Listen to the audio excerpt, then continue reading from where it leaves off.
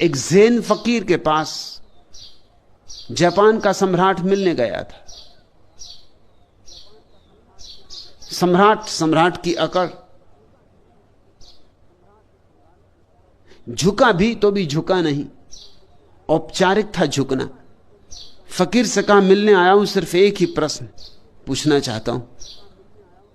वही प्रश्न मुझे मथे डालता है। बहुतों से पूछा है, उत्तर संतुष्ट करे कोई ऐसा मिला नहीं।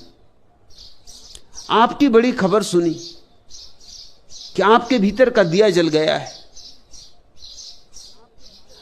आप निश्चित ही आशा लेकर आया हूं कि मुझे तृप्त कर देंगे।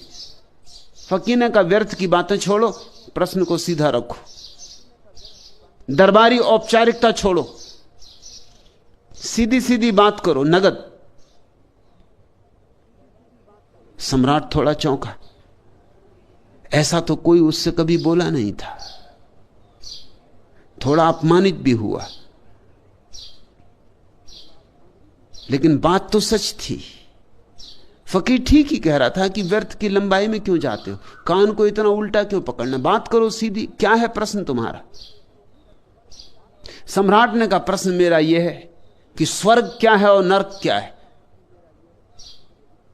मैं बूढ़ा हो रहा हूं और यह प्रश्न मेरे ऊपर छाया रहता कि मृत्यु के बाद क्या होगा, स्वर्ग या नरक।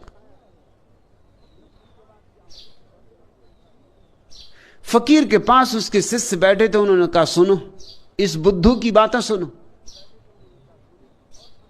बुद्धू सम्राट को, और सम्राट से कहा कि कभी आईने में अपनी शक्ल देखी। ये शक्ल लेके और ऐसे प्रश्न पूछे जाते, और तुम अपने को सम्राट समझते हो। तुम्हारी हैसियत भिकमंगा होने की भी नहीं। ये भी कोई उत्तर था। सम्राट तो एकदम आग बबूला हो गया। म्यान से उसने तलवार निकाल ली, नंगी तलवार, एक क्षण और कि फकीर की गर्दन धड़ से अलग हो जाएगी। फकीर हंसने लगा और उसने कहा, यह खुला नरक का द्वार।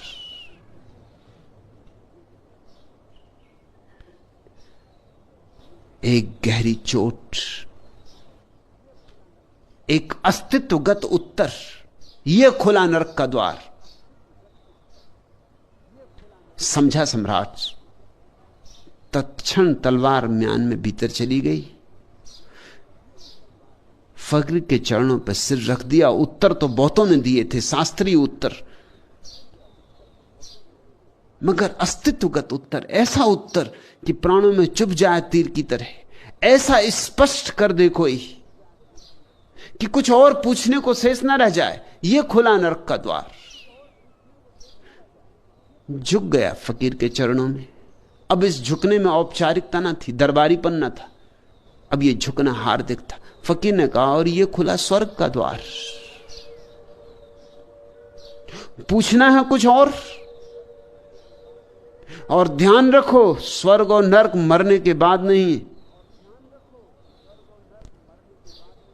स्वर्ग और नरक जीने के ढंग हैं, शैलियां हैं। कोई चाहे यहीं स्वर्ग में रहे, कोई चाहे यहीं नरक में रहे, कोई चाहे सुबह स्वर्ग में रहे, सांझ नरक में रहे, कोई चाहे क्षण भर पहले स्वर्ग और क्षण भर बाद नरक। और ऐसा ही तुम्हारी जिंदगी में रोज घट रहा है। मनुष्य जीवन की महिमा है। इस सम्राट में क्या खूबी थी? बोध। ये बात किसी पशु और पक्षी को नहीं समझाई जा सकती थी, और जिन मनुष्यों को न समझाई जा सके, जानना कि वे केवल नाम मात्र को मनुष्य हैं, होंगे पशु पक्षी। ये सम्राट निश्चित मनुष्य रहा होगा। मनुष्य शब्द देखते हो, मनन से बना है, जिसमें